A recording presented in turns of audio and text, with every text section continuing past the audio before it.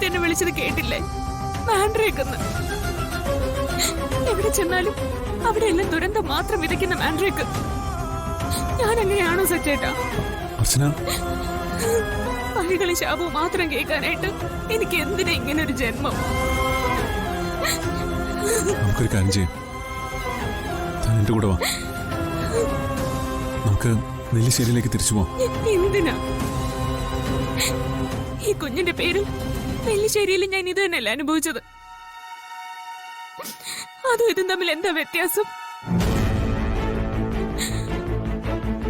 അവിടെ നിന്ന് ഇങ്ങോട്ട് പോരുമ്പോ ഇവിടെ കുറച്ചെങ്കിലും ആശ്വാസം കിട്ടുമെന്ന് വിചാരിച്ചു. പക്ഷെ അതിന് പകരം എരിയുന്ന തീയിൽ നിന്നും മറച്ചട്ടിയിലേക്ക് വീഴുന്ന അനുഭവം എനിക്കുണ്ടായത്. ഇത്രയും അനുഭവിക്കാൻ മാത്രം ഞാൻ എന്ത് തെറ്റാ ചെയ്ത്? നമ്മുടെ കുഞ്ഞിന്റെ മനസ്സുകൊണ്ടുപോലും കൈവിടാൻ എനിക്ക് പറ്റില്ല. എന്റെ കുഞ്ഞിന് സ്ഥാനമില്ലാത്ത ഒരിടത്തേക്ക് ഞാൻ വരൂല. അപ്പൊ പിന്നെ ഞാൻ എന്ത് ചെയ്യണം? നിന്നെ ഇവിടെ ഒറ്റയ്ക്ക് വിട്ടിട്ട് ഞാൻ എങ്ങനെ തിരിച്ചു പോകും? അങ്ങനെ പോയാ എനിക്ക് മനസ്സമാധാനം കിട്ടുമോ?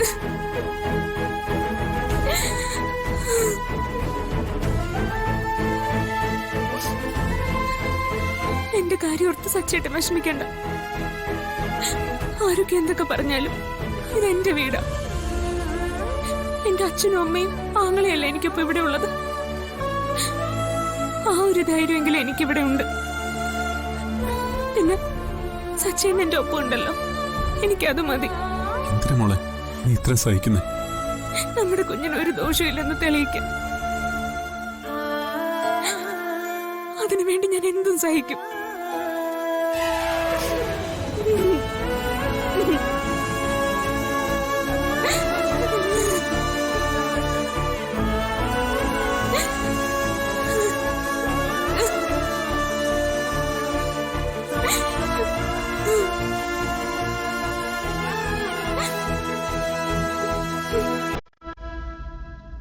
നിന്നെ മനസ്സിലാക്കാൻ താമസിച്ചന് മാപ്പ്.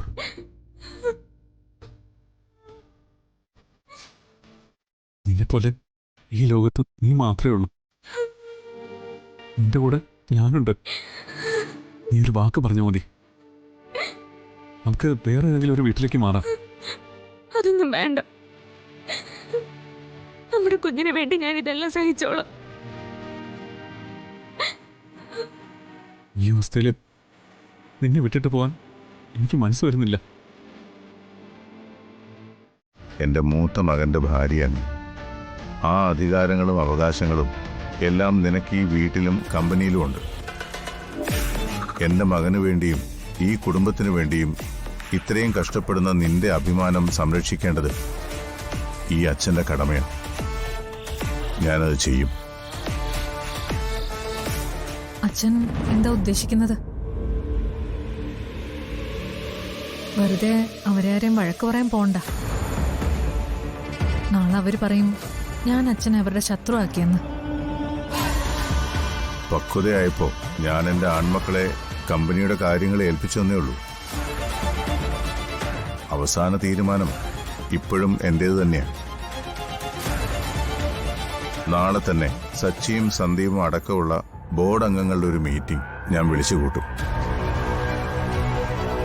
ഒഫീഷ്യലായി തന്നെ എല്ലാവരോടും സംസാരിക്കും. നിന്റെ കാര്യത്തിൽ ഞാനൊരു തീരുമാനമെടുക്കും.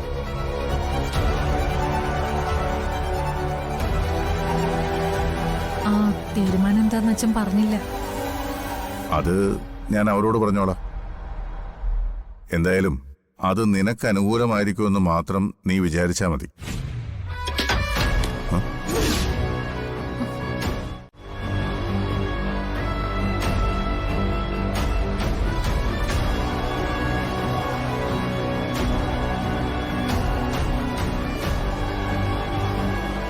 എന്തോ ഒരു ശബ്ദം കേട്ടത്. അറിയില്ല, പക്ഷേ ഇവിടെ ആരും ഉണ്ടായിരുന്ന പോലെ. ഇനി നമ്മൾ സംസാരിച്ചത് വല്ലൊരു ഒളിഞ്ഞെന്ന് കേട്ടതായിരിക്കോ? ആരെയും കാണുന്നില്ലല്ലോ. സാരമില്ല, മോള് പോയി കിടന്നുറങ്ങും. രാവിലെ എല്ലാത്തിനും ഒരു തീരുമാനം ഉണ്ടാവും.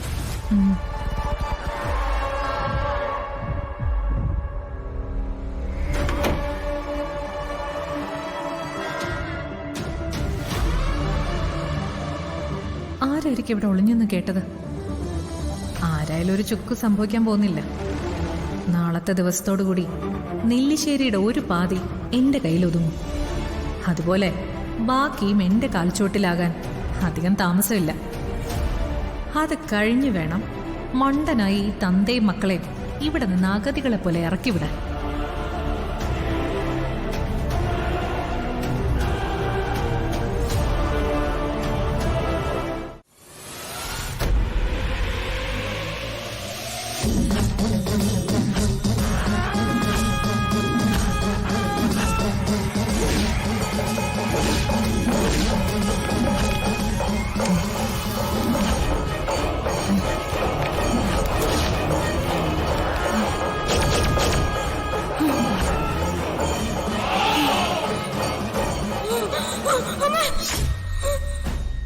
അർച്ചന, എന്താ എന്തു പറ്റി?